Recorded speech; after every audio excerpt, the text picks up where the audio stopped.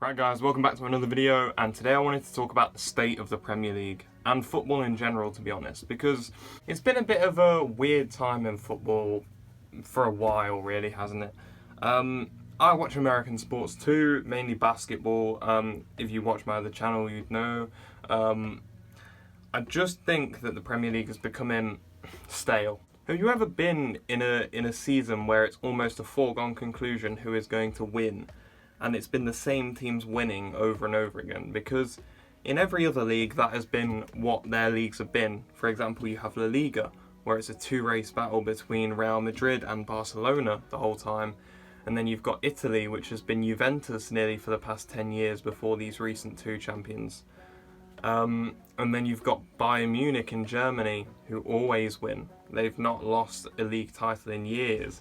And it's becoming the same in the Premier League. 4 in 5 years, I think it is, for Manchester City. And at this point, it feels like a foregone conclusion that Man City will win the league before the season's even started for me. It's a shame that it has to be like this, because in basketball, for example, different teams win.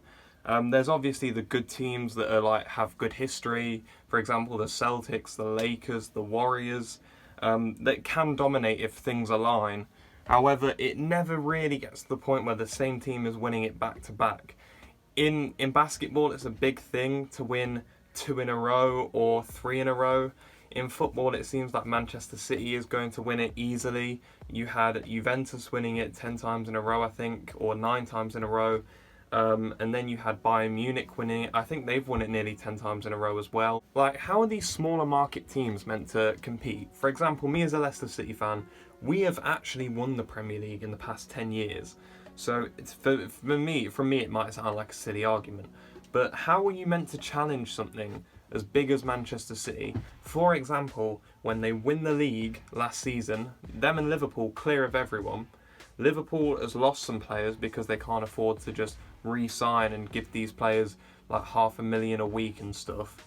So, and then Man City is strengthening with 3 or 4 extra players when they've already won the league. It seems like Manchester City is won already. And if Manchester City don't win this season, it'd be one of the biggest disappointments in Premier League history for me. Because at this point, who is challenging them really? Liverpool have lost their second best player. They have bought new players, but nothing better than Man City have bought. And Man City won the league last season. Liverpool have lost good players. Man City have lost no one and gained better players. That is what people are failing to understand with this.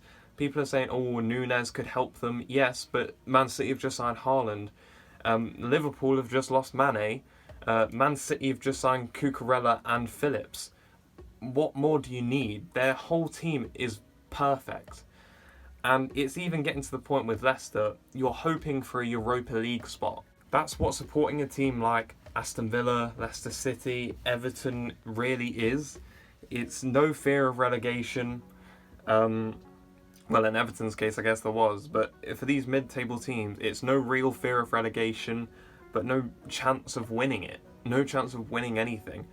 And that is what my issue is with the Premier League. A lot of teams, it feels like they're never gonna have a chance of winning anything because of the league system that there is. People can spend money as much as they want. I don't care about FFP. It doesn't exist. It's not real. Manchester City have proven that, and Newcastle United will also prove that in the coming years. At least Newcastle United could challenge Man City, but then you could have a thing of Newcastle's got more money, they spend more money, so they win. Football has become about who can spend the most money, who's got the richest owners. Whereas in basketball, it's a bit more skill-based for the general managers and the coaches, because you get to pick players every season, and you don't just get to buy players from the smaller teams, you have to trade them for players and things that are equivalent to there. So every team should theoretically have an equal chance of getting a title contending team, for example, right? For example, Fulham are never going to have a title contending team, are they? Never. Never in their lifetime, unless they get bought out by someone like Newcastle's owner. Never in their life. And a further thing which I'd like to talk about is the same teams come up and down every season. What is the point? We get like one new team that we haven't seen in the last 3 years every season. This season it's Nottingham Forest. Oh yeah, and we've got Bournemouth and Fulham coming back up. Bournemouth and Fulham. They're just going to get relegated again. Like, I promise you, I would not be surprised, right, if all 3 promoted teams get relegated. I wouldn't be surprised, because there's no difference. They don't care. They get the same money when they go down. They get these parachute payments, which then ruins the championship, because then they've got more money than everyone else. It's a flawed system. How can these championship teams compete with these teams that have Premier League level money and Premier League level players? It doesn't make sense, and it's almost impossible to progress through these leagues unless you have an abundance of money more than anyone else. I just don't see the fun in football, really, if it's a foregone conclusion who's winning. Example, again, basketball. I know this is a football channel, but I'm talking about basketball because it's what I know. In basketball, 4 or 5 teams could win the championship next season if they make the right moves.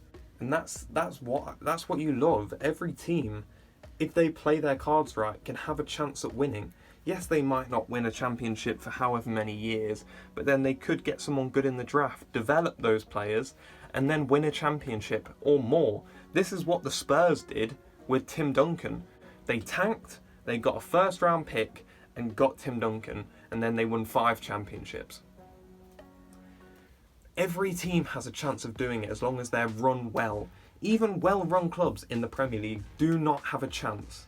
They have a chance of progressing up the league somewhat, but there is a massive barrier for these teams. And in other sports such as basketball, money is not as a major factor because there's salary caps. Teams can only give players a certain amount of contracts. You can't just give out, I'm going to pay you give you a $90 million contract or a $45 million contract over how many years you want, because you only have a set amount which you're allowed to give to players, and that makes more sense. How is it right that the wage bill of a club like Leicester City, their highest paid player is on £100 and something thousand per week? That is what most Manchester City players are on, and these top teams are on. They're all on over £100,000 really. All of the main players that play every week, they're all on this type of money. Whereas Leicester's top players are on this type of money. And their top players, Ronaldo's on about £500,000 a week, and that's one player.